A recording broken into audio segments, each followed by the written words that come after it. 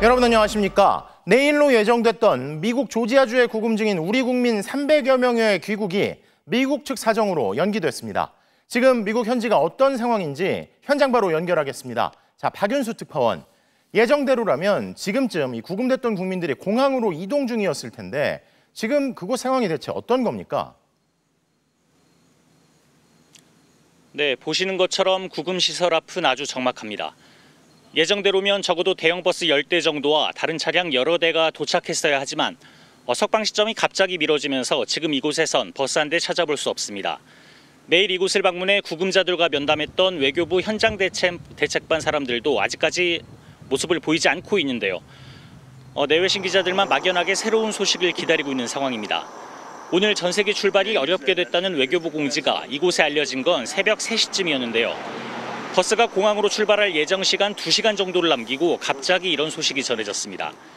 당초 예정은 우리 국민들이 이미 이곳을 출발해 애틀랜타 공항에서 전세기를 타고 내일 저녁 인천공항에 도착하는 것이었습니다.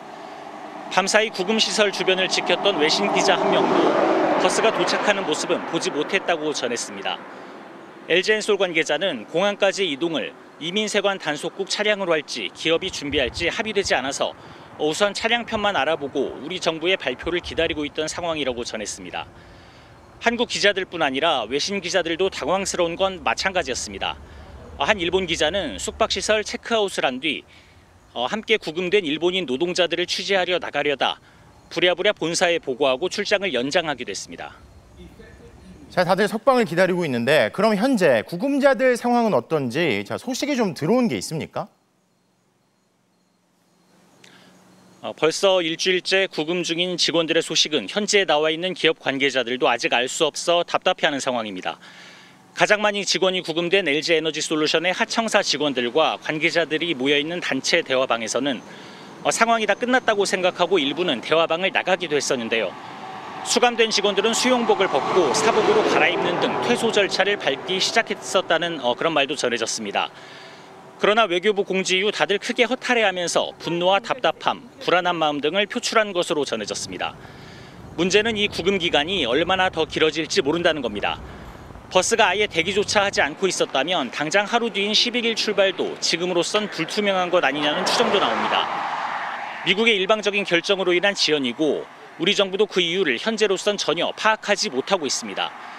그래서 이곳에선 미국 이민당국의 호송 절차를 둘러싼 한미 양측의 이견이 해결되지 않은 것 아니냐는 답답한 추측만 분분합니다. 이 때문에 구금 기간이 예상외로 길어질 수 있다는 우려도 커지고 있습니다.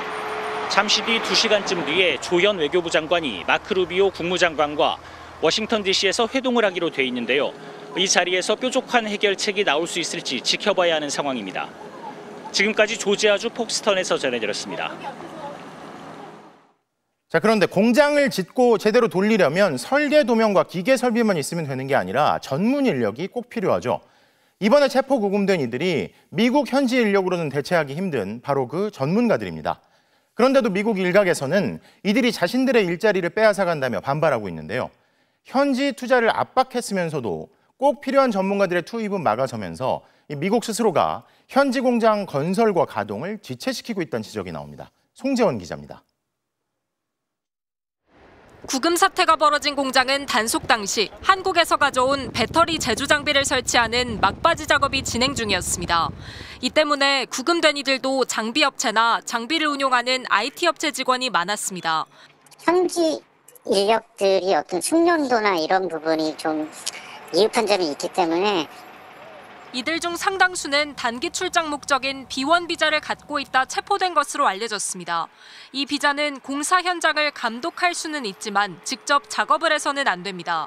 문제는 미국 정부가 합법적으로 일할 수 있는 전문직 비자를 내주지 않는 상황에서 이들을 단속하면 공장 건설이 불가능해진다는 점입니다. 배터리와 자동차, 반도체 조선 등 우리 기업들이 투자를 약속한 분야 모두 첨단 공장 시설이 필요한데 미국에서는 관련 인력을 구할 수 없는 데다 기술 유출 우려도 있습니다. 트럼프 대통령은 이번 사태 직후 한국 인력을 불러들여 미국인이 복잡한 작업을 할 수 있게 훈련하도록 해야 한다고 말했지만 숙련된 인력이 배출될 때까지 공장 건설을 미룰 수는 없는 일입니다. 기업들은 이번 사태 직후 우리 정부에 미국 정부와 협의해 전문직 비자를 늘리거나 최소한 단기 출장 비자의 활용 범위를 명확히 해야 한다고 제안한 것으로 알려졌습니다. 지금처럼 직원 교육이나 장비 설치, 시운전까지 막는 것은 너무 지나치다는 겁니다. 앞으로는 투자 단계에서 적법한 일할 수 있는 비자를 어느 정도까지 주정부가 허용해 줄 수 있는지, 연방 정부랑 협의해 줄 수 있는지까지도. 미국이 발급한 전문직 비자 중 한국인 비중은 필리핀보다 낮은 1%에 불과하고 주한 미국 대사관의 주재원 비자 발급도 올 들어 전년 대비 36%나 줄었습니다. 이번 구금 사태를 촉발한 구조적 문제가 미국 정부의 비자 정책에서 촉발된 것으로 이 문제가 해결되지 않을 경우 우리 기업들의 대미 투자는 차질이 불가피합니다. MBC 뉴스 송재원입니다. 다음 소식입니다. 올해 초 심우정 당시 검찰총장의 딸이 국립외교원에 이어 외교부에 채용된 게 이른바 아빠 찬스로 이뤄진 특혜 아니냐는 의혹이 불거졌죠. 이에 대한 고용노동부 조사 결과 국립외교원 채용 과정에 위법이 있었던 사실이 드러났습니다. 심우정 전 총장의 딸에겐 지원 자격조차 없었다는 게 핵심입니다. 먼저 백승우 기자의 보도입니다. 지난해 1월 올라온 국립외교원 기간제 연구원 채용 공고. 석사학위 소지자 또는 학사학위 소지 후 2년 이상 관련 분야 근무자로 자격 요건이 명시돼 있습니다. 최종 합격자는 신모 씨, 심우정 당시 검찰총장의 딸입니다. 그런데 딸 심 씨는 이때 석사학위 수여 예정 상태로 학위가 없었습니다. 자격 요건 미달이면 대개 서류 심사에서 걸러져야 되는 거죠. 현직 검찰총장의 자녀이기에 가능한 거 아니겠냐. 취업난에 내몰린 청년층은 더욱 공분했습니다. 공정은 누구를 위한 공정입니까? 이 나라의 청년들은 과연 누구를 신뢰해야 합니까? 결국 신고를 받고 조사에 들어간 노동부가 채용 과정에 위법이 있었다고 결론 내렸습니다. 심 씨가 국립외교원 연구원에 석사학위 예정자 신분으로 최종 합격한 건 서류 전형 등 이미 그 전 단계에서 자격 요건을 충족했어야 하는 절차를 위반한 거라고 봤습니다. 또 국립외교원이 최종 합격자 발표 후 채용일을 기준으로 석사학위 소지 등 자격 요건을 적용한 건 공고를 변경한 것으로 이미 자격 요건을 갖췄던 구직자들에게 불이익을 준 거라고 판단했습니다. 앞서 심 전 총장이 근무 개시일 이전에 석사학위를 취득해 자격 요건을 충족했다고 반박하고 외교부도 학위 취득 예정자를 인정했던 사례가 있다고 주장했던 게 위법 행위를 덮지 못한 겁니다. 노동부는 또 다른 의혹이 제기된 심 씨의 외교부 공무직 연구원 채용에 대해서는 위법성을 발견하지 못했다고 밝혔습니다. MBC 뉴스 백승우입니다. 자, 그런데 MBC 취재 결과 더 큰 의혹이 제기됐던 심우정 전 검찰총장 딸의 외교부 채용과 관련해선 문제가 없었던 게 아니라 아예 제대로 된 조사 자체가 없었다는 사실이 확인됐습니다. 당시 외교부 서류 전형 3등이었던 심 전 총장의 딸에게 면접 심사위원 3명 중 2명이 만점을 주면서 순위가 뒤집혔는데 만점을 준 심사위원 2명에 대해선 본인 동의가 없다는 이유로 아예 조사조차 이루어지지 않았다는 사실이 확인된 건데요. 이젠 수사로 밝혀야겠죠. 이어서 신재훈 기자의 단독 보도입니다. 심우정 전 검찰총장의 딸은 국립외교원 기간제 연구직 채용 1년 뒤인 올해 초 외교부 공무직에 지원했습니다. 심 씨의 서류 전형 평균 점수는 75.3점, 2등과는 3점, 1등과는 7점 넘게 차이가 났습니다. 그런데 이후 진행된 면접에서 심사위원 3명 중 2명이 만점을 주면서 순위가 뒤집혔습니다. 하지만 노동부는 정작 이들 심사위원들은 제대로 조사도 하지 못했습니다. 심사위원 3명 중 1명만 전화로 조사했을 뿐 다른 2명은 본인이 동의하지 않는다는 이유로 연락처도 확보하지 못한 걸로 확인됐습니다. 심우정 전 검찰총장 딸에게 면접에서 만점을 줘 1등으로 뽑아준 바로 그 2명입니다. 노동부 관계자는 체포나 압수수색 등 강제 수사권이 없는 만큼 조사에 응하지 않아도 처벌할 수 없어 한계가 있다고 설명했습니다. 채용 기준이 바뀐 과정도 석연치 않습니다. 외교부는 당초 경제 분야 석사학위 소지자 중 실무 경력 2년 이상을 지원 요건으로 공지했습니다. 하지만 마땅한 지원자가 없다며 한 달 만에 전공 분야를 국제정치로 바꾸었고 결국 국제협력을 전공한 심 씨가 합격했습니다. 국립외교원부터 외교부 채용까지 공교롭게도 모두 심 씨가 유리한 방향으로만 그때그때 기준이 달라졌습니다. 딸의 채용 특혜 의혹은 지난해 심우정 전 검찰총장 인사청문회 과정에서부터 꾸준히 제기되어 왔습니다. 하지만 윤석열 정부 내내 별다른 조사는 없었고 외교부는 올해 4월에야 채용을 유보하고 감사원에 공익감사를 청구했습니다. 민주당이 앞서 심우정 전 검찰총장과 조태열 전 외교장관 등을 직권남용 권리행사 방해 혐의로 고발한 만큼 채용 과정에 청탁 또는 윗선의 외압이 있었는지는 결국 공수처 수사와 감사원 감사로 확인돼야 할 것으로 보입니다. MBC 뉴스 신재용입니다.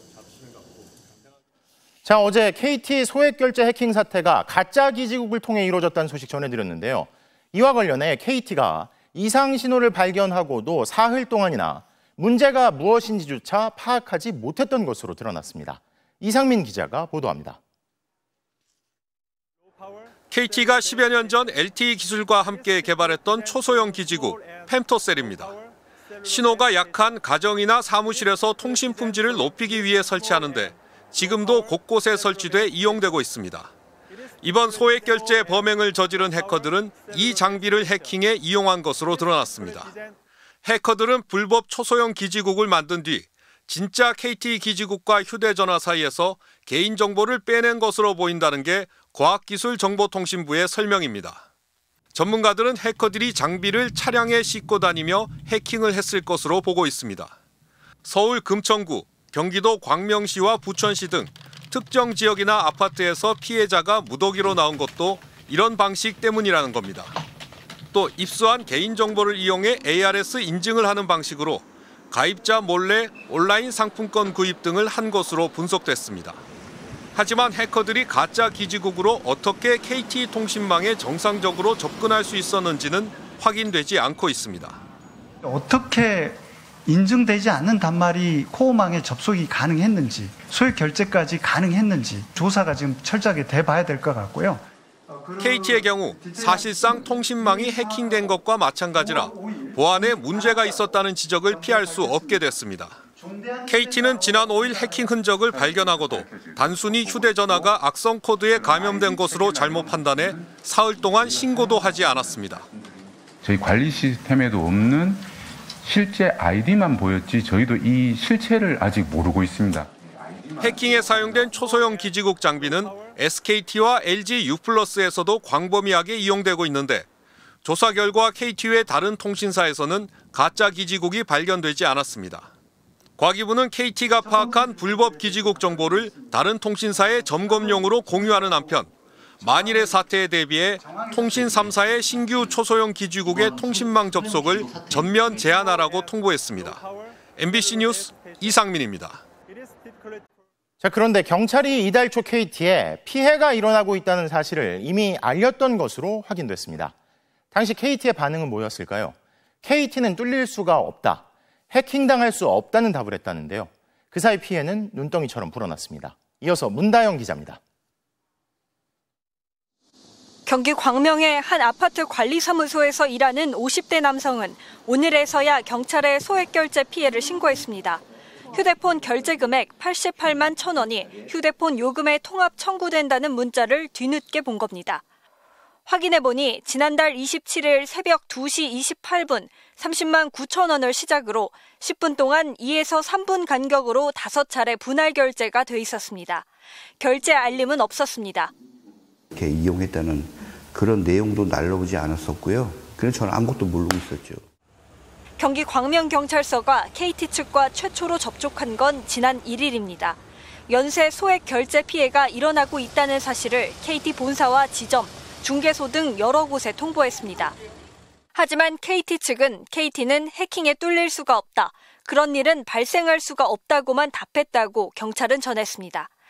경찰 관계자는 어떻게 뚫렸는지 알고 싶었지만 답을 얻지 못했고 이 사건을 논의할 KT 직원도 누군지 알 수 없었다고 했습니다. KT는 사건 첫 보도가 있었던 지난 4일까지도 공개 조치를 하지 않았습니다. 그러는 사이 피해는 계속 이어졌습니다. 광명시 피해자들은 지난 3일을 전후해 2차 무더기 소액 결제가 이루어졌다며 분통을 터뜨렸습니다. KT가 사건 파악, 피해 구제 등에 적극 나서지 않으면서 피해를 키웠다는 비판이 나오는 대목입니다. 사건을 수사 중인 경찰은 어제 오후 6시 기준으로 확인된 피해는 124건, 피해액은 8,060여만 원이라고 밝혔습니다. 그런데 KT는 오늘 총 278건, 1억 7천여만 원의 금전 피해가 발생했다는 자체 조사 결과를 과학기술정보통신부를 통해 발표했습니다. 하지만 이 같은 KT 집계는 아직 경찰에 전달되지 않아 경찰이 기초적인 정보조차 공유받지 못하고 있는 것으로 확인됐습니다. KT는 경찰 수사에 미온적으로 대응한 것 아니냐는 질의에 해킹 정황은 발견되지 않았고 다른 원인인 것 같다고 소통하는 과정에서 해석의 차이가 있었던 것 같다고 했습니다. MBC 뉴스 문다영입니다. 오늘 코스피가 장중과 종가 기준 모두 사상 최고치를 기록했습니다. 미국을 중심으로 전 세계 증시가 호황을 보이는 가운데 이재명 대통령 취임 100일을 앞두고 증시 활성화 정책에 대한 기대감까지 살아나면서 국내 증시도 새로운 역사를 썼습니다. 김건휘 기자입니다. 오늘 코스피는 어제보다 54.48포인트, 1.67% 오르면서 3,314.53으로 마쳤습니다. 지난 2021년 7월 기록한 역사상 최고치를 4년 2개월 만에 갈아치웠습니다. 장중에는 3,317.77까지 올라 2021년 6월 기록한 장중 최고점도 넘어섰습니다. 외국인이 1조 4천여억 원을 매수하며 증시 상승을 이끌었고 기관도 9천여억 원을 사들였습니다. AI 매출 확대에 대한 기대로 오라클이 시간외 시장에서 26%나 급등하는 등 지난밤 미국 증시 3대 지수가 모두 사상 최고치를 기록한 것이 우리 증시에도 영향을 미쳤습니다. 이게 한국적 특수성이 아니에요. 지금 일본도 어제 사상 최고치, 미국도 사상 최고치 오늘 새벽에 글로벌 보편적인 흐름들이 작동을 하고 있는 것 같아요. 정부 정책에 대한 기대감이 되살아난 것도 주가를 올리는 데 힘을 보탰습니다. 이재명 정부는 출범부터 코스피 5천 시대를 공언하며 증시 부양책을 예고했지만 지난 7월 말 세제 개편안에 주식 양도소득세 기준을 10억 원으로 낮춰 증세하는 내용이 담기면서 투자 심리는 얼어붙었습니다. 그런데 내일 예정된 대통령 취임 100일 회견에서 과세 기준을 현행대로 유지할 거란 관측이 나오고 있습니다. 투자자들에겐 정부가 증시 부양 정책을 계속 펼칠 것이란 시그널이 될 수 있습니다. 적극적인 재정 지출이라던가 또는 세제와 관련된 지원이 더해진다고 한다면 올해보다 내년에 한국 경제 성장세가 높아질 수도 있겠다. 다만 아직 확정되지 않은 관세 협상의 세부 내용과 대외 여건은 여전히 우리 증시의 변수가 될 수 있습니다. MBC 뉴스 김건희입니다. 앞서 보신 것처럼 이재명 대통령은 내일 취임 100일 기자회견에서 혼란이 컸던 주식 양도소득세 대주주 기준에 대한 입장을 직접 밝힐 것으로 보입니다. 하루 앞선 오늘은 국민성장펀드 규모 확대를 발표하며 혁신산업 투자 의지를 드러냈는데요. 김정우 기자의 보도입니다. 이재명 대통령 취임 100일 기자회견은 회복을 위한 100일, 미래를 위한 성장을 표어로 내걸었습니다. 취임 30일 첫 기자회견과 마찬가지로 민생 경제와 정치, 외교, 안보, 사회문화 세 분야에 걸쳐 자유롭게 질문을 받습니다. 대통령은 되도록 많은 질문을 받겠다고 언급했습니다. 사전 약속된 질의응답, 즉 약속대로는 이번에도 없습니다. 지난 기자회견에서 내각 인사와 개혁 과제 등 새 정부의 국정 방향을 소개했었다면 내일 회견은 슬로건에 드러나듯 미래에 더 방점이 찍힐 전망입니다. 신성장 동력, 증시 대책 등 민생 경제를 위한 정책 방향을 공개할 예정입니다. 주식 양도세가 부과되는 대주주 기준에 대한 이 대통령의 입장도 내일 공개될 걸로 알려지며 관심을 모으고 있습니다. 정부 조직 개편 이후 쟁점으로 떠오른 검찰 보안 수사권 폐지 문제, 조지아주 구금 사태에 관한 협상 상황과 한미 정상회담 후속 조치 등 현안에 대한 질의도 집중될 전망입니다. 취임 100일을 하루 앞둔 오늘 이 대통령은 국민성장펀드 규모를 늘리겠다면서 벤처기업 성장과 혁신기술 발전을 강조했습니다. 전에 100조 원 규모 펀드를 얘기를 했는데 좀 더 과감하게 펀드 규모를 150조 원으로 50% 더 늘려서 확대하기로 했습니다. 인공지능 분야 등에 5년간 150조 원 이상 지원하겠다는 구상으로 첨단전략산업기금과 민간, 국민, 금융권 자금이 각각 75조 원씩 투입됩니다. 기업 측은 성공 확률이 높은 기업을 고르는 선구안에 투자 성패가 달렸다. 후배 기업 양성을 위해 금산분리 제도를 바꿔야 한다는 조언을 내놨습니다. 이 대통령도 기업을 향해 구체적인 안을 반영하겠다는 의사를 밝힌 가운데 펀드의 한 축인 첨단전략산업기금은 오는 12월 초에 출범할 예정입니다. MBC 뉴스 김정우입니다. 어제 교섭단체 대표연설에서 민주당 정청래 대표가 이른바 노상원 수첩을 언급하며 이재명 대통령과 자신이 목숨을 잃을 수도 있었다는 얘기를 했었죠. 이때 어디선가 제발 그랬으면 좋았을 거리라는 소리가 들렸는데 알고 보니 이 말을 한 건 국민의힘 송원석 원내대표였습니다. 민주당은 있을 수 없는 망언이라며 국회의원직 사퇴를 촉구했습니다. 장슬기 기자가 보도합니다. 더불어민주당 정청래 대표가 교섭단체 대표연설에서 12.3 내란 당시의 긴박한 상황을 강조하며 자칫 이재명 대통령과 자신이 목숨을 잃을 뻔했다고 밝혔습니다. 노상원 수첩이 현실로 성공했더라면 이재명 대통령도 저 정청래도 이때 국민의힘 의원석 쪽에서 귀를 의심할 만한 소리가 들렸습니다. 노상원 수첩이 현실로 성공했더라면 이재명 대통령도 저 정청래도 이 세상 사람이 아니었을 것입니다. 아니 제발 그래 됐으면 좋았을 텐데. 누구의 발언인지 확인이 되지 않자 정 대표는 자수하라는 말까지 했습니다. 당신은 누구입니까? 제2의 노상원입니까? 이 목소리의 주인공을 찾습니다. 자수하고 사과하시기 바랍니다. 반나절이 지나도록 자수한 사람이 없었는데 한 인터넷 언론사 영상에서 발언 당사자가 송원석 국민의힘 원내대표인 걸로 확인됐습니다.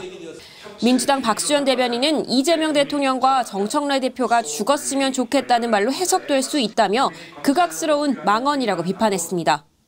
차마 입에 담기조차 어려운 끔찍한 망언을 한 국민의힘 송원석 원내대표는 제 정신입니까? 사죄하고 국회의원직에서 사퇴하시기 바랍니다. 정청래 대표도 송 원내대표를 향해 사람이기를 포기했다며 노상원 수첩에 살떨리고 폐륜적 망언에 치 떨린다고 성토했습니다. 발언 당사자로 지목된 송 원내대표는 입을 꾹 다물었습니다. 발언하는 거 맞으실까요? 발언 의도 어떤 의견인지 좀 여쭤볼 수 있을까요? 민주당은 송 원내대표를 국회 윤리위에 제소할 방침인데 가뜩이나 경색된 여야 관계가 더욱 얼어붙을 것으로 보입니다. MBC 뉴스 장슬기입니다. 송원석 의원은 지난해 계엄 해제 요구안 표결 당시 추경호 전 원내대표와 함께 원내대표실에 머물며 표결에 불참한 의원 중 한 명이기도 한데요. 내란 특검은 당시 원내대표실에 있던 국민의힘 의원 일부를 피의자로 전환하는 방안을 검토하고 있습니다. 구승은 기자입니다. 12.3 비상계엄이 선포되고 계엄군이 국회로 들이닥치던 그 무렵 당시 국민의힘 원내대표실을 찾았던 의원은 10여 명으로 추정됩니다. 원내대표인 추경호 의원을 비롯해 송원석, 조지연, 김대식, 신동욱, 김희정, 김용태, 정의용, 이미자 의원 등입니다.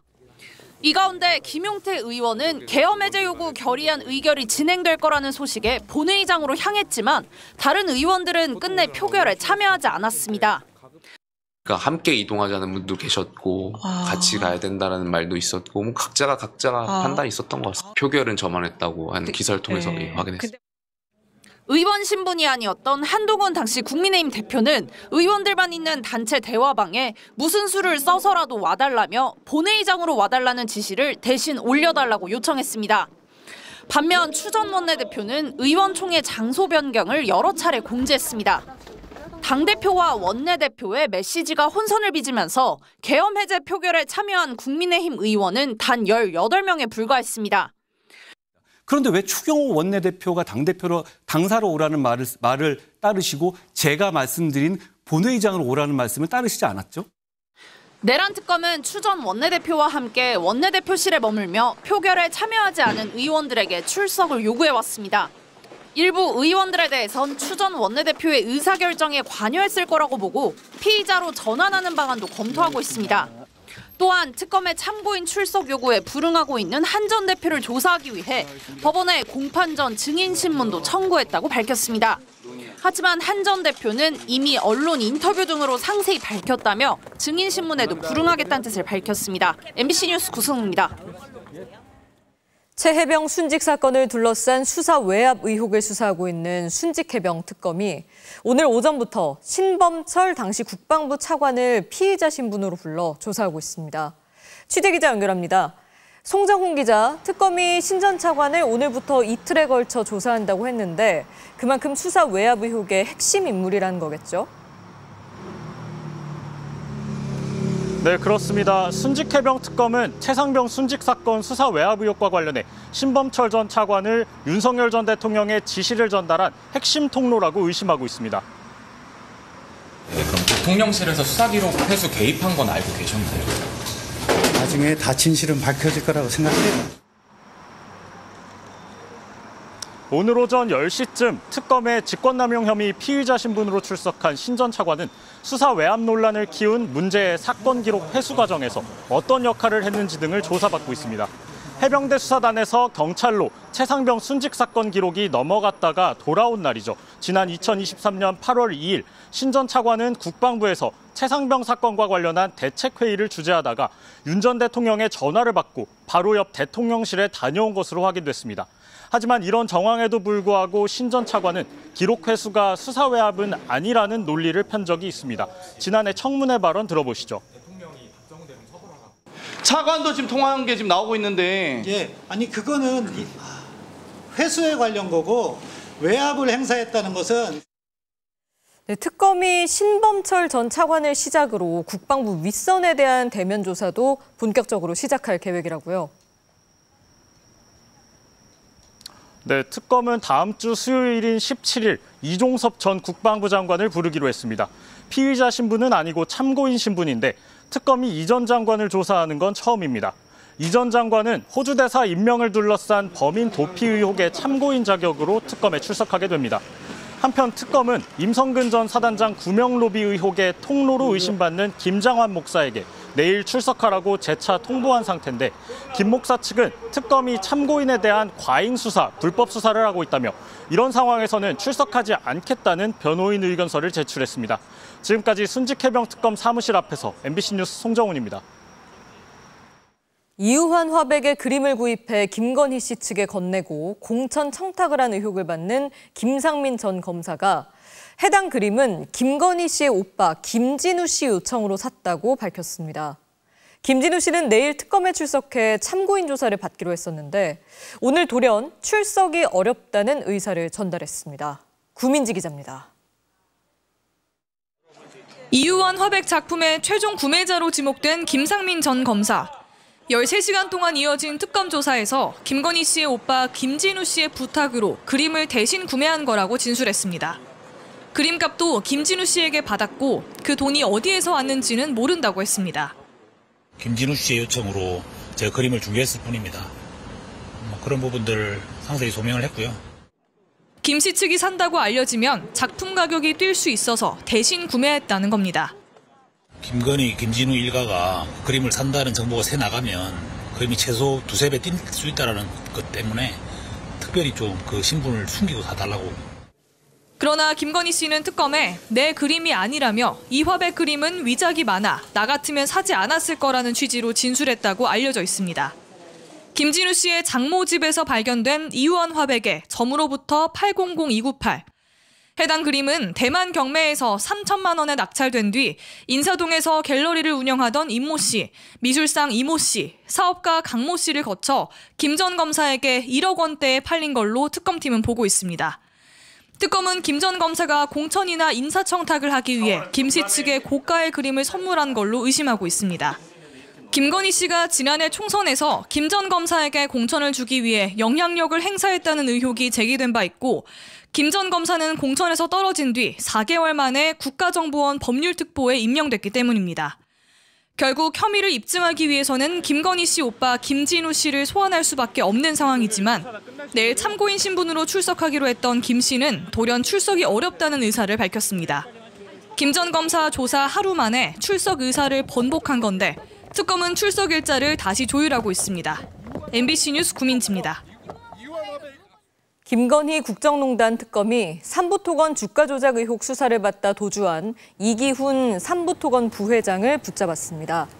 이 부회장은 지난 2023년 5월부터 9월까지 우크라이나 재건 특수를 알리는 방법 등으로 삼부토건 주가를 조작해 수백억 원의 부당 이익을 얻은 혐의를 받아오다 구속영장 실질심사를 앞둔 지난 7월 17일 도주했습니다. 법원으로부터 받아둔 체포영장을 집행한 특검은 곧바로 이 부회장을 서울구치소로 압송할 예정입니다. 경기도 파주에 있는 육군 포병부대에서 오늘 오후 폭발 사고로 10명이 다쳤습니다. 발싸움과 연기를 내기 위한 교육용 모의탄이 훈련 도중 폭발한 걸로 파악됐는데요. 변윤재 기자입니다. 오늘 오후 3시 24분쯤 경기도 파주시에 있는 육군 포병대대에서 폭발 사고가 났다는 신고가 접수됐습니다. K9 자주포를 운용하는 부대로 실탄 없이 사격 절차 등을 훈련하던 중이었습니다. 이 사고로 부사관 5명과 병사 5명 등 모두 10명이 화상을 입었는데 이 가운데 상사와 중사 2명은 팔과 허벅지 등을 다쳐 중상으로 파악됐습니다. 부상자들은 국군 수도병원 등으로 옮겨져 치료를 받고 있으며 생명에는 지장이 없는 걸로 전해졌습니다. 군은 훈련 도구로 사용하는 교육용 모의탄이 폭발했다고 밝혔습니다. 모의탄은 실제 폭탄 대신 폭음과 연기를 내기 위해 사용하는 것으로 가로 17.5mm, 세로 53.3mm 크기에 무게는 약 10g으로 파악됐습니다. 24발을 한 번에 장착해 전기식 점화 방식으로 한 발씩 작동하도록 되어 있는데 왜 폭발했는지는 아직 확인되지 않았습니다. 비록 이것이 실제적으로 살상 무기가 아니라고 할지라도 그것에 의한 안전사고는 늘 일어날 수 있기 때문에 육군 관계자는 누군가 조작을 잘못해 폭발한 것인지 모의탄 자체에 문제가 있는지 파악하고 있다고 밝혔습니다. 폭발 사고 당시 훈련엔 12명이 참여하고 있었으며 육군 군사경찰은 정확한 사고 경위를 조사하고 있습니다. MBC 뉴스 변은재입니다. 어린 학생들을 유괴 시도하는 사건이 또 발생했습니다. 이번엔 서울과 인천, 제주에서 초중생들을 유인하려던 남성들이 잇따라 붙잡혔습니다. 먼저 김항섭 기자입니다. 책가방을 메고 길을 걷는 초등학생. 짙은 회색 승용차 운전석에 타고 있는 한 남성이 창문이 내린 채 학생에게 말을 걸었습니다. 다가가 대화를 하던 학생이 차량 뒤로 걸어가자 승용차가 곧바로 도로 건너편 골목으로 내달립니다. 30대 남성 운전자가 성적인 내용이 포함된 아르바이트를 하겠냐며 접근했는데 놀란 학생이 거절하면서 차의 번호판을 확인하자 달아난 겁니다. 범행이 발생한 장소는 가장 가까운 초등학교에서 불과 200m밖에 떨어지지 않은 곳이었습니다. 학생은 근처 파출소에 가서 차량의 특징을 말하며 신고했고 경찰은 3시간 만에 남성을 긴급 체포했습니다. 남성은 과거에도 초등학생을 추행한 전과가 있었습니다. 지금 뭐 피의자는 단순히 생리 현상을 하는데 옆에서 좀 망을 봐달라는 취지로 진술하고 있는데 약간 좀 변명을 하고 있습니다. 인천 서구에도 여중생을 유인하려고 한 60대 남성이 경찰에 조사를 받았습니다. 길에서 달리기 연습을 하던 여중생에게 차에 태워주겠다고 말을 건넨 건데 남성은 중학생이 힘들어 보여 도와주려 했다고 진술했습니다. 해당 학교에선 학생들에게 안전수칙을 공지했습니다. 달리기 할 때 혼자 달리지 말고 3명이 한 조로 이렇게 그 안전수칙을 바로 했어요. 서울 관악구에서도 학원에 가던 초등학생의 손을 낚아채려던 60대 남성이 미성년자 약취 미수 혐의로 경찰에 붙잡혔습니다. MBC 뉴스 김항섭입니다. 이러한 범행은 흉악범죄로 이어질 위험도 높은데 정작 가해자가 잡혀도 처벌은 터무니없이 가벼운 경우가 적지 않습니다. 지난해 전국에서 발생한 약취 유인 범죄 피해자의 70% 이상이 미성년자였는데요. 조건희 기자의 보도입니다. 회색 SUV 차량이 한 어린이 옆에 멈춰섭니다. 어린이가 자리를 뜨자 잠시 뒤 다른 어린이에게 접근합니다. 이 차량에 소스라치게 놀란 아이 2명이 황급히 도망칩니다. 지난달 28일 서울 서대문구에서 초등학생들을 유괴하려던 범행 장면입니다. 20대 남성 피의자들은 첫 유괴 시도 이후 1분 4분 간격으로 2차례나 더 범행을 이어갔습니다. 지난해 전국에서 발생한 약취 유인 범죄 316건 가운데 미성년자를 노린 건 233건으로 전체의 73%를 넘었습니다. 가해자의 70% 정도가 남성이었습니다. 피해자는 반대입니다. 3명 중 2명이 여성이었습니다. 여성 피해자 중 85%가 미성년자였을 정도로 여자아이가 특히 취약한 것으로 드러났습니다. 이렇다 보니 성범죄로 이어질 위험성도 높습니다. 경찰은 그제 경기 광명시에서 여자 초등학생을 끌고 가려던 고등학생에 대해 성폭력 처벌법 위반 혐의로 구속영장을 신청했습니다. 지난 4월 인천에서는 초등학생 2명을 차량으로 유인한 뒤 성추행한 혐의로 20대 우즈베키스탄 국적 남성이 긴급 체포되기도 했습니다.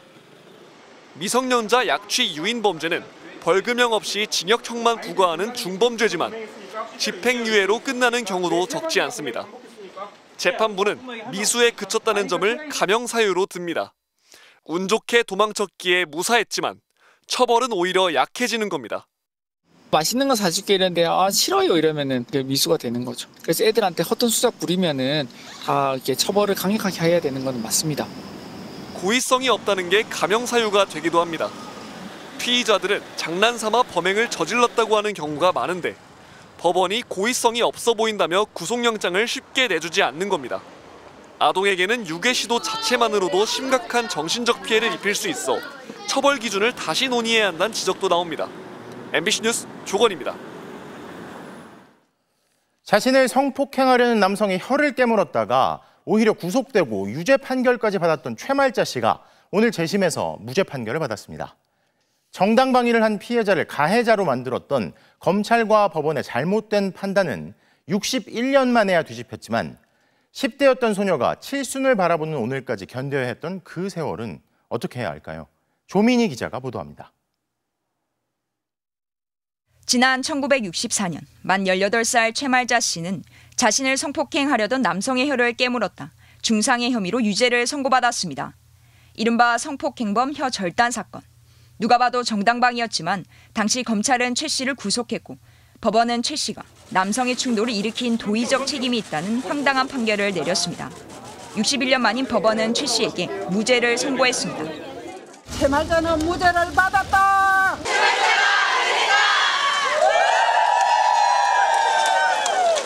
하지만 법은 끝까지 최 씨의 편이 아니었습니다.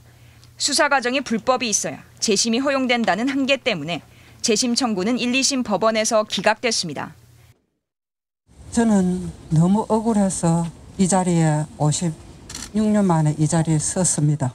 저 억울함을 풀고 정당방위가 되어서 무죄를 원합니다.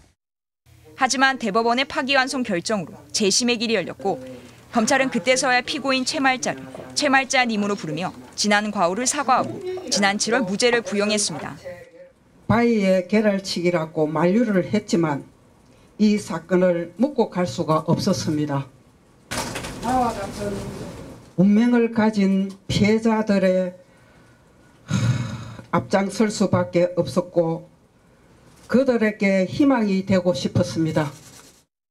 최 씨 측은 앞으로 국가를 상대로 형사보상금 청구와 함께 손해배상 청구 소송을 진행할 예정입니다. MBC 뉴스 조민입니다. 서울시의 한 남성 팀장이 수시로 여성 부하 직원을 밖으로 불러내고 심지어 야근하는 당직실과 집 근처까지 찾아가는 등 스토킹한 혐의로 수사를 받고 있습니다. 팀장이 보낸 문자만 봐도 소스라치게 놀랄 정도였던 부하 직원에게 해당 팀장은 평소 윗사람들과의 친분도 과시했다는데요. 송서영 기자의 단독 보도입니다. 서울시 공무원 김모 주무관 업무 수첩에 있는 포스트잇입니다. 팀장이 나와 함께 커피를 마실 수 있는 쿠폰이라며 한 장씩 붙여줬다고 합니다. 팀장 이름도 손글씨로 적혀 있습니다. 작년 10월부터 팀장은 수시로 밖으로 불러냈습니다. 거의 손님이 없는 카페거든요. 아예 사장님 말고는 없는 인적 드문 카페인데 거기를 자꾸 부르니까. 올해 2월 업무 고충으로 눈물을 보이자 팀장은 갑자기 시를 언급했다고 합니다. 여자가 내 눈앞에서 뭐 눈물 자국 흘리면서 우는 걸 처음 봤고 시로 써놓으려고 한다 그러고. 팀장은 일주일 뒤 이날을 언급하며 자신에게 기념일이 됐다면서 시를 인용해 자신에게 주임님은 방문객 같은 사람이라는 문자를 보냈습니다. 올해 3월에는 또 사무실에서 얼굴에 손을 대려고 했다고 합니다. 그래서 태연하셨어요. 오히려 제가 가민 반응이라는 듯이 그냥 머리카락 그냥 떼주려고 한 건데. 팀장이 사과하겠다며 야근하는 당직실에도 오고 집 근처까지 찾아온 적도 있다고 합니다. 그날 팀장은 바보 팀장 너무 미워하지 말아줘요. 연락 기다릴게요. 지하철역 근처에서 바보 팀장이라는 문자를 남겼습니다. 놀래서 그때 카톡 봤을 때 핸드폰 떨어뜨렸어요. 지난달 경찰은 팀장을 스토킹 처벌법 위반 혐의로 검찰에 넘겼습니다. 올해 서울시 성폭력 심의위에서 성희롱이 인정된 건 이 사안을 포함해 모두 3건. 이 3건에는 모두 경징계 권고가 나와 최종 처분은 감봉이나 견책에 그칠 가능성이 높아 보입니다. 심리 치료 중인 김 씨는 윗분들과 친분을 과시한 팀장을 다시 볼까 두렵습니다. 기조실장, 감사위원장, 그분들 실명 막 거론하면서 내가 그분들의 얼마나 신임을 받고 있고. 해당 팀장은 성희롱과 스토킹이 인정된 데 대한 입장을 묻자 내부 절차가 진행 중이라 말씀드릴 수 있는 상황이 아니라고 답했습니다. MBC 뉴스 송서영입니다. 108년 만에 닥친 최악의 가뭄이 계속되고 있는 강릉에선 단수에 대비하기 위한 물품들까지 등장했고 논란 끝에 강릉시는 도암댐 물을 받기로 결정했습니다. 이번 주말 강릉에 예보된 비가 충분히 내려야 할 텐데요. 자, 배현한 기자가 보도합니다. 강릉의 한 생활용품점에 손님들의 발길이 끊이지 않습니다. 단수 조치가 시작되면서 물을 받아놓을 대형 물통과 대야를 사기 위해서입니다. 일부 매장에선 크기별 물통을 모아 제한급수 필수 아이템이라는 이름을 붙여 팔기도 합니다. 식수랑 이제 생활용수가 부족해서 지금 물을 좀 끌어가려고 지금 물통을 사러 나왔습니다. 아파트부터 하루 4시간만 물을 틀어주자 언제 물이 끊길지 모른다는 불안감은 커지고 있습니다. 나는 화장실 자주 가거든요. 사실 몸이 아프니까. 근데 물이 안 나오니까 어떻게 해? 화장실에서 깡통 같은 거, 통 같은 거 넣고. 급수차와 헬기, 선박 등 육해공을 동원한 용수 공급에도 오봉저수지의 저수율이 개선되지 않자 강릉시도 수질 오염으로 20년 넘게 방류를 반대하던 도암댐의 물을 받기로 했습니다. 강릉시는 시험 방류를 마친 뒤 오는 20일쯤부터는 도암댐 도수관로의 물 10,000톤을 매일 공급받는다는 계획입니다. 도암댐 물까지 받게 되면 하루 37,000톤의 용수가 확보되는 셈인데 강릉 시민이 하루 쓰는 물 양의 절반을 조금 밑도는 수준입니다. 만약에 수질이 양호하다고 판단될 경우에는 우리 가뭄이 해소될 때까지는 계속 받을 예정입니다. 현재 오봉저수지 저수율은 12.1%. 이번 주말 강릉 지역에 비 소식이 있지만 얼마나 내릴지는 미지수여서 완전 단수 상황에 대한 시민들의 우려는 계속 커지고 있습니다. MBC 뉴스 배현환입니다. 지난 2023년 14명이 숨진 오송 지하차도 참사의 진상규명과 재발방지 대책 마련을 위한 국정조사가 시작됐는데요. 실종자 수색도 끝나지 않은 참사 다음 날 충북도가 변호사에게 법률 자문부터 받았다는 주장이 제기됐습니다. 조미애 기자입니다. 지난 2023년 7월 15일 오송 지하차도에서 14명이 숨졌습니다. 이튿날 수색 작업은 계속됐지만 안타깝게도 생존자는 나오지 않았습니다. 그런데 참사 이튿날 충북도 도로관리사업소에서 변호사에게 법률 자문 요청서를 보냈습니다. 사고 이튿날 실종자 수색이 한창인데 자신들의 법적 책임부터 따져본 게 아니냐는 의혹이 제기됐습니다.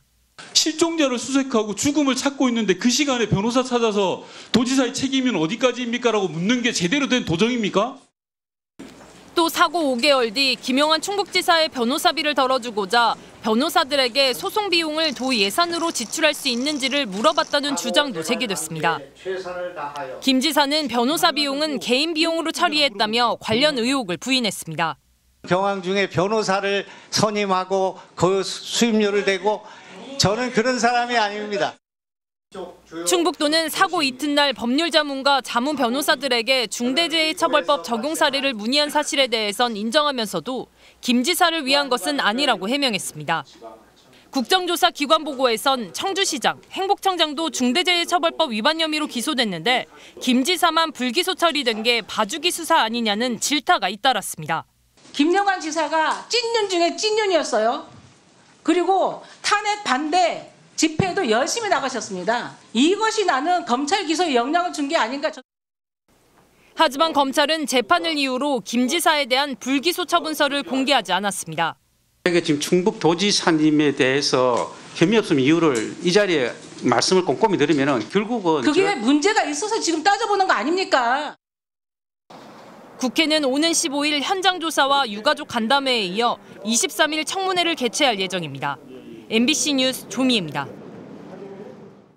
육군 3사관학교 소속 대위가 생도에 총기를 들고 나가 숨진 사건과 관련해 소총과 실탄 관리 곳곳에 허점이 있었던 것으로 드러났습니다. 무기고 열쇠를 생도에게 맡긴 데다 탄약 집게도 엉터리인 걸로 확인됐습니다. 손하늘 기자가 단독 취재했습니다. 지난 2일 대구 수성못에서 육군 3사관학교 소속 대위가 총상을 입고 숨진 채 발견됐습니다. 현장에선 부대 내 괴롭힘을 호소하는 유서와 함께 K2 소총이 발견됐는데 숨진 대위가 아닌 3사관학교 생도가 사용하던 총이었습니다. 육군 수사단 조사 결과 총기 관리에 문제가 있었던 걸로 드러났습니다. 무기고와 총기함 열쇠는 자물쇠가 이중으로 달린 통합 열쇠 보관함에 넣어놓는데 야간에는 그 보관함 열쇠 2개 모두 아직 임관도 하지 않은 당직 생도가 갖고 있었습니다. 그런데 훈육 장교를 맡고 있는 대위가 열쇠를 달라고 요구하자 별다른 의심 없이 넘긴 겁니다. 통합 열쇠 보관함을 열고 무기고와 총기함 열쇠까지 손에 넣은 대위는 K2 소총을 부대 밖으로까지 가져나갈 수 있었습니다. 무기고 입구에 원격 감시가 가능한 CCTV가 설치돼 있었지만 생도의 총기를 가방에 넣고 나오는 동안 그 어떤 제지도 없었습니다. 숨진 대위가 사용한 실탄의 출처는 아직 찾지도 못했습니다. 그런데 육군 수사단이 3사관학교에 보관 중인 실탄과 탄피를 재집계한 결과 실탄이 아닌 탄피 한 발이 사라진 걸로 파악됐습니다. 실탄을 다른 곳에서 빼돌렸거나 애초에 3사관학교의 실탄 집계에 문제가 있던 게 아닌지 의심됩니다. 총기 관리의 기본조차 지켜지지 않았음이 확인됐습니다. 군 간부 교육기관 전반에 대한 전면적인 조사와 함께 보완책을 시급히 마련해서 육군 수사단은 실탄 반출 경위를 계속 수사하고 있으며 3사관학교는 열쇠 관리를 야간에도 당직 간부가 관리하도록 규정을 강화하기로 했습니다. MBC 뉴스 손하늘입니다. 현재 검찰과 경찰 등 수사기관은 휴대전화 통신사에 공문 한 장만 보내면 가입자 주민번호와 주소, 전화번호 등 개인정보를 쉽게 볼 수 있는데요. 국가인권위원회가 법원 통제를 받게끔 법을 개정하라는 의견을 냈습니다. 이재욱 기자입니다. 청소 노동자였던 강영숙 씨는 작년 8월 난생 처음 받아본 문자 메시지에 깜짝 놀랐습니다. 정보 조회자는 서울중앙지검 반부패 수사 일부. 7개월 전 강 씨가 가입한 휴대전화 통신사로부터 가입 정보를 받아봤다는 내용이었습니다. 동료들이랑 커피 마시면서 휴식 시간에 이제 내가 못 본 문자 없나 일괄적으로 보다가 이제 뭐야 이게 하고 깜짝 놀랐죠. 검찰이 밝힌 목적은 수사였습니다. 영문도 모르는 수사인데다 개인정보를 마구잡이로 가져가 놓고 한참 뒤에 알린 검찰에 강 씨는 분통을 터뜨렸습니다. 제가 영향력 있는 사람도 아니고 나이 먹은 호텔에서 청소하는 할머니 거를 왜 터나. 검찰 등 수사기관은 전기통신사업법에 따라 통신사의 가입자 개인정보를 요청할 수 있습니다. 이름, 전화번호 외에도 주민등록번호와 주소, 가입일이나 해지일도 요청 가능합니다. 요청만 하면 제공받기 때문에 법원 영장 없이 원하는 대로 개인정보를 확인하는 수단으로 통합니다. 해마다 500만 명 정도를 꾸준히 들여다봤습니다. 그나마 지난해부터 수사기관이 개인정보를 조회하면 7개월 안에 알려야 하는 법이 시행되자 절반으로 줄긴 했지만 그래도 260만 명의 통신 이용자 정보가 수사기관에 넘어갔습니다. 그냥 필요하면은 다 그냥 수집한다라는 거거든요. 저인방식으로 이렇게 전부 다 포괄적으로 수집하는 게 아니라 애초에 수집 단계부터 이제 선별해가지고 필요 최소한으로 수집하라는. 인권위가 법 개정을 요구했습니다. 국회의장에게 수사기관이 개인정보를 제공받을 때 법원 허가를 받도록 하는 절차를 마련하라고 의견을 냈습니다. 또 검찰총장과 경찰청장, 공수처장 등에게는 최소한의 정보만 요청하는 내부 통제 방안을 만들라고 권고했습니다. 인권위가 국회의장에게 의견을 제시한 건 처음이라 실제 법 개정으로 이어질지 관심이 쏠립니다. MBC 뉴스 이재욱입니다. 대통령과 여당 대표를 향한 막말로 논란을 빚은 송원석 국민의힘 원내대표는 오늘 교섭단체 대표연설에서 이재명 정부 지난 100일을 혹평했습니다. 이틀 전 여야 대표가 만나 보여준 협치 의지는 온데간데 없이 야당 탄압에만 골몰한 일당 독재를 멈추라며 민주당을 직격했는데요. 공윤선 기자가 보도합니다. 송원석 국민의힘 원내대표는 이재명 정부의 지난 100일을 혼용무도라고 평가했습니다. 혼용무도, 어리석은 군주가 세상을 어지럽게 만든 시간이었습니다. 송 원내대표는 정부 여당을 향해 일당 독재의 폭주를 멈추라면서 국민의힘 해상 가능성을 언급한 정청래 민주당 대표도 직접 겨냥했습니다. 걸핏하면 해산 운운하면서 야당을 겁박하고 모독하는 반지성의 언어폭력을 가하고 있습니다. 송 원내대표는 유능한 정책 정당이란 당 기조를 의식한 듯 노란봉투법 등의 문제점을 나열하며 보완 입법에 나서겠다고 강조했습니다. 최근 대통령과의 회동에서 합의한 여야 민생협의체의 실천도 촉구했는데 협치의 공은 민주당으로 넘겼습니다. 우리 국민의힘은 협치할 준비가 되어 있습니다. 어떤 선택을 하느냐는 집권 여당에 달려 있습니다. 연설 대부분은 정부, 여당 비판으로 채워졌는데 민주당 의원들은 자리를 뜨지 않은 채 김건희와 윤석열을 외치며 조목조목 반박했습니다. 권력은 손에 쥔 모래와 같습니다. 과오를 반복하지 마십시오.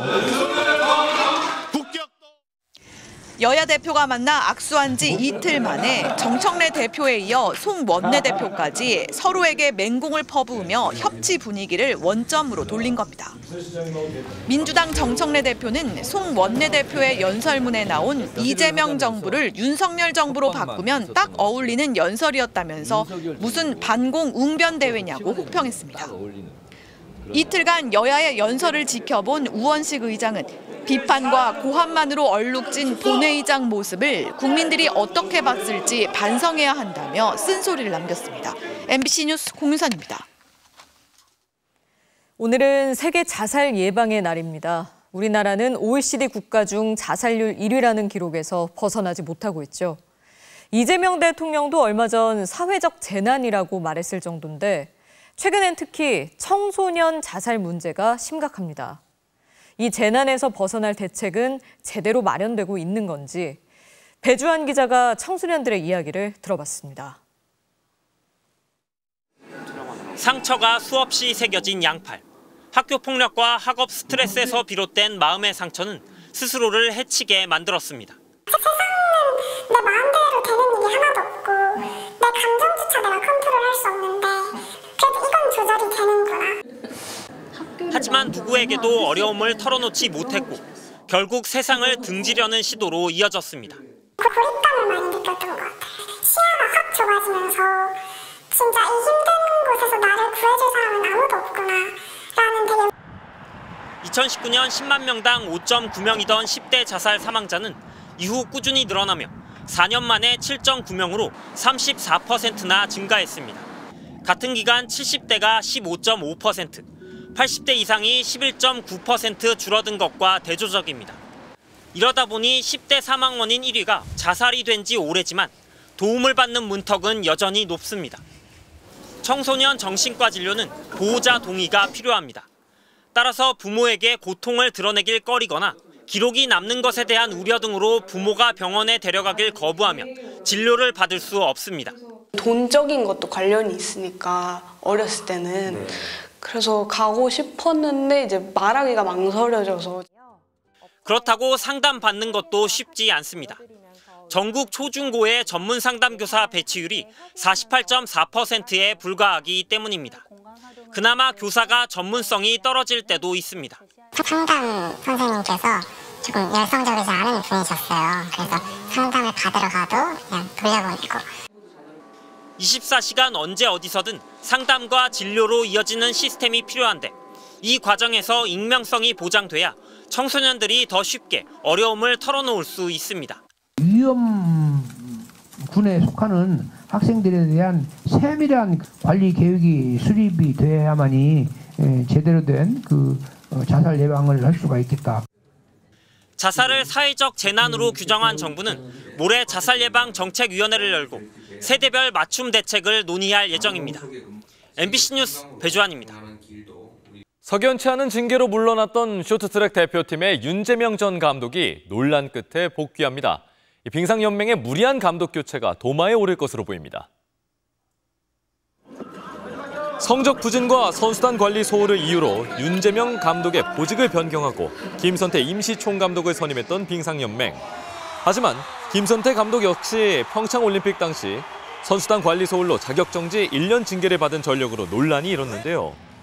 비판의 목소리가 커지자 빙상연맹은 지난 5일 김선태 감독을 퇴촌시킨 데 이어 오늘 이사회를 열고 윤재명 전 감독의 복귀를 최종 의결했습니다. 기존 감독의 무리한 교체와 복귀까지 납득하기 어려운 절차가 반복되면서 2달 동안 혼란만 가중됐는데요. 윤 감독이 조만간 선수촌에 재입촌할 예정인 가운데 올림픽을 5달 앞둔 쇼트트랙 대표팀에 대한 우려만 커지고 있습니다. 종아리 부상에서 돌아온 우상혁 선수가 세계 선수권이 열리는 도쿄로 떠났습니다. 한국 육상 최초로 실외 세계 선수권 금메달에 도전합니다. 수요일 밤 스포츠 뉴스였습니다.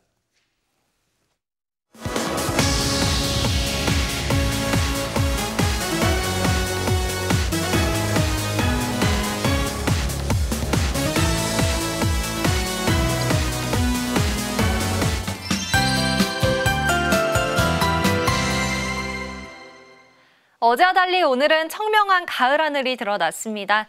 지금 우리나라는 북쪽에 위치한 고기압 영향으로 구름 한 점 없이 맑은 하늘이 드러나 있는데요. 고기압 가장자리를 따라서 동풍이 유입되고 있습니다. 동풍이 산맥을 타고 넘어가면서 서쪽 지역의 기온을 크게 끌어올렸는데요. 파주 탄현면의 기온이 35.1도까지 오른 반면 동해안 지역은 포항이 25도에 머무는 등 비교적 선선함이 감돌았습니다. 내일까지는 동풍이 불며 서쪽 지역의 늦더위가 계속되겠습니다. 밤사이 기온이 낮아지면서 출근길 짙은 안개가 끼겠습니다. 경기도를 비롯한 전국 내륙에 예상 가시거리가 최소 10m까지 좁혀지겠습니다. 안전운전 하셔야겠습니다. 한편 극심한 가뭄을 겪고 있는 강릉 지역은 비 소식이 간절한데요. 모레 오후부터 전국에 비가 내리겠지만 이번에도 서쪽 지역에 집중되겠습니다. 충남과 호남, 경남 지역에 5에서 40mm가량의 비가 예상되는 반면 강원 동해안 지역은 5mm 미만에 그치겠습니다. 비는 주말 오후면 대부분 잦아들겠습니다. 내일 전국이 대체로 맑겠고요. 제주는 비가 오락가락 이어지겠습니다. 내일 아침 기온 서울이 20도로 오늘과 비슷한 기온 보이겠고요. 한낮 기온은 서울이 32도, 대구 30도가 예상됩니다. 날씨였습니다. 노상원 수첩의 계획은 정치인들뿐 아니라 수많은 국민을 학살하고 끌고 가 고문하고 대한민국을 독재국가로 만드는 거였습니다. 그런데 여기다 대고 제발 그리 됐으면 좋았을 텐데 라는 건 대체 무슨 뜻입니까? 학살과 고문이 난무해도 정권과 자기 자리만 지킬 수 있었으면 좋았을 거란 얘기입니까? 어떻게 국회의원이 공당의 원내대표라는 사람이 그럴 수가 있습니까? 수요일 뉴스데스크 마칩니다. 시청해주신 여러분 고맙습니다.